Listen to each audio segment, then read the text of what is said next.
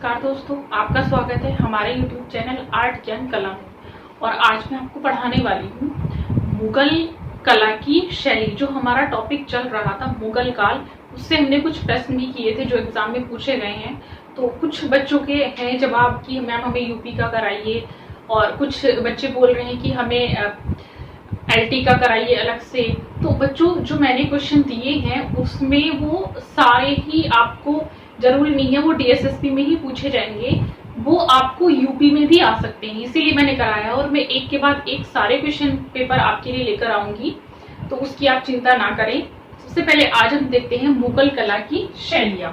मुगल कला की शैली क्या थी? मुगल लघु चित्रकला की शैलियां। तो मुगल शैली जो थी वो कैसी थी? इसकी जो चित्रकला थी वो एक दरबारी चित्रकला थी, राजसी वैभव की चित्रकला थी। तो यहाँ लिखेंगे इसकी शैली में सबसे पहले आप लिखेंगे मुगल चित्र शैली को किस रूप में दर्शाया गया है? राजसी वैभव में। शैली लिखिए राजसी वैभव के चित्र। इस प्रकार के चित्र बने हैं इसमें, राजसी वैभव के, राजसी वैभव के चित्र इसमें बने हैं। दूसरा क्या था इसमें आप देखेंगे तो इसमें भावात्मक चित्रांकन नहीं हुआ है, और सर्वश्रेष्ठ जो माना जाता है, सर्वश्रेष्ठ जो कागज इसमें माना जाता है, वैसे तो इसमें रेशमी कागज, इस तरह का रेशमी हरीरा कागज जिसको कहा जाता है, वो सबसे ज्यादा यूज हुआ है। लेकिन जो सर्वश्रेष्ठ कागज इस समय का रहा है वो रहा है समरकंदी कागज। तो यहाँ पर लिखेंगे जो कागज रहा है सर्वश्रेष्ठ, लिखेंगे सर्वश्रेष्ठ कागज, सर्वश्रेष्ठ कागज रहा है समरकंदी कागज।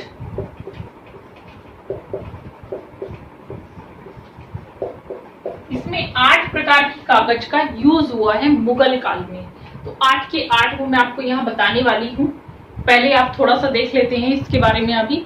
तो समरकंदी कागज यूज हुआ है। अब इसके बाद मैं आपको 8 कागज के जो प्रकार थे वो मैं यहाँ पर बताती हूँ। कागज के प्रकार,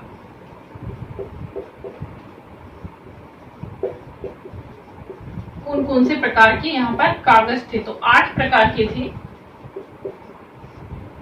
उन 8 प्रकार में से मैं वन बाय वन करके आपको लिखा देती हूँ। पहला था दौलताबादी कागज। दौलताबादी कागज जो दौलताबाद से आता था, इसीलिए इसको दौलताबादी कागज कहा गया है। दूसरा था खटाई उत्तरी चीन के खट्टा नगर से आया कागज। खटाई उत्तरी चीन के खट्टा नगर से आया कागज। और थर्ड जो कागज था वो था आपका आदिल शाही कागज। आदिल शाही कागज। एंड फोर्थ जो आपका कागज इसमें था वो था हरीरी या रेशमी कागज। रेशमी, हरीरी, ये बहुत प्रचलित था मुगल काल में। ज्यादातर चित्र इसी पर बने हैं, रेशमी कागज पर। लेकिन सर्वश्रेष्ठ जो कागज बताया गया है वो समरकंदी बताया गया है।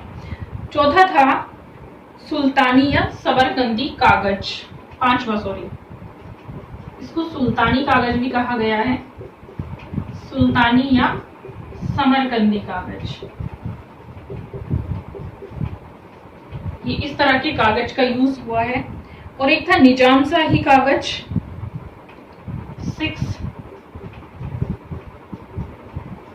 निजाम शाही कागज।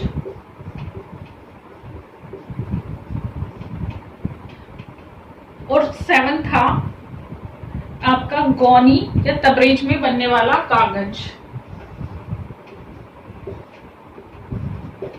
तबरेज में बनने वाला कागज।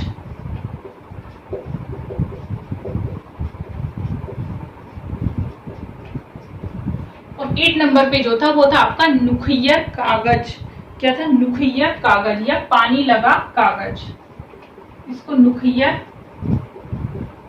कागज बोला जाता है। ये पानी लगा कागज होता था। ये इस प्रकार के कागज यहाँ यूज किए गए हैं। और यहाँ पर आप देखेंगे जो आकृति है, आकृति किस प्रकार की बनाई गई है?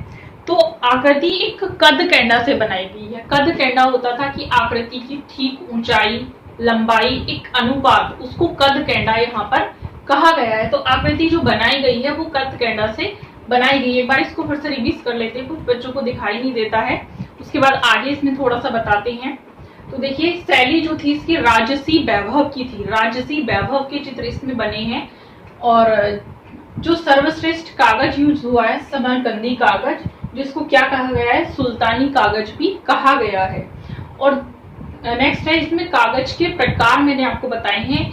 जो मुगल काल में कागज यूज होता था वो 8 प्रकार का कागज यूज हुआ है। और पहले नंबर का जो कागज था वो था दौलताबादी कागज, आदिलशाही कागज, रेशमी कागज या सुल्तानी या समरकंदी कागज, तबरेज में बनने वाला कागज, नुखिया कागज या निजाम शाही कागज।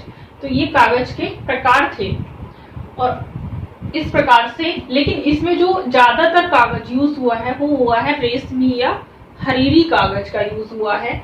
और लेकिन जो सर्वश्रेष्ठ कागज बताया गया है वो समरकंदी कागज या सुल्तानी कागज बताया गया है। और इसका भी यूज हुआ है इसमें। अब आगे इसमें आप देखेंगे जो इसकी आकृति थी उसको कद कैंडा कहा गया है, क्योंकि उसमें ठीक लंबाई, चौड़ाई और ऊंचाई के अनुसार बनाई गई है। और जो आकृतियां बनाई गई हैं वो दिशा के अनुसार बनाई गई हैं। तो यहां लिखेंगे हम आकृति किस प्रकार की बनाई है? कद कैंडा। कद कैंडा लंबाई, चौड़ाई और ऊंचाई को ठीक प्रकार से अनुपात में बनाया गया, तो उसको कद कैंडा कहा गया है। और इसमें एक चीज आती है चरबा। चरबा किसको कहा गया है? देखिए चरबा होता है हिरन की झिल्ली, हिरन की खाल की झिल्ली थी। हिरन की खाल की जो झिल्ली होती थी,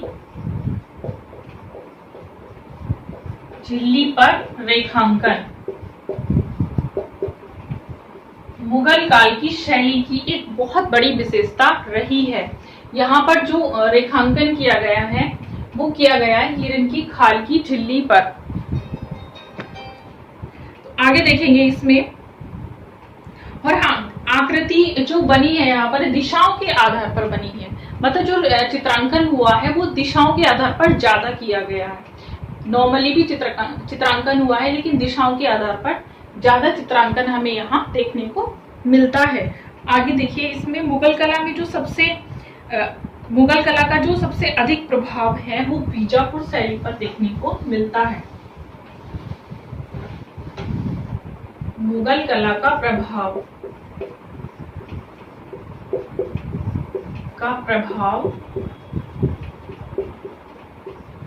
बीजापुर शैली पर में सबसे ज्यादा था। अभी आप इसकी आगे शैलियां पढ़ेंगे, क्योंकि ये शैली है और इसकी शैली में बहुत सारी शैली आपको मिलेंगी। तो इसमें आप आगे शैली पढ़ेंगे। और मुगल कला कैसी थी? दरबारी थी। कैसी थी मुगल कला? दरबारी थी। दरबारी चित्र ज्यादा बने हैं, जो मैं शुरू में ही बताया है आपको। दरबारी कला थी मुगल कला। और आप देखेंगे बॉर्डर जो यूज किया गया है, मिनिएचर अलंकृत बॉर्डर इसमें यूज किया गया है। बॉर्डर अलंकृत यूज किया गया है। एक सवाल यहाँ से जरूर आएगा कि बॉर्डर किस प्रकार का यूज किया गया है, कागज किस प्रकार का यूज किया गया है, तो इसको याद करके चलेंगे, इसीलिए मैंने आपको ये बताया है। तो ये थी हमारी मुगल शैली। इसमें आप आगे जो शैलियां पढ़ेंगे, बीजापुर है, ये गोलकुंडा है, अहमदनगर है, ये शैली आप इसमें पढ़ेंगे। तो आगे हम आपको इन्हीं शैलियों में मिलेंगे, इन्हीं के टॉपिक में मिलेंगे। तब तक आप इनको पढ़ते रहिए। और जो बच्चे ऑनलाइन क्लास लेने के इच्छुक हैं मेरी, वो मुझे कांटेक्ट कर सकते हैं 9599670200 पर कांटेक्ट करके ऑनलाइन क्लास मेरी ले सकते हैं।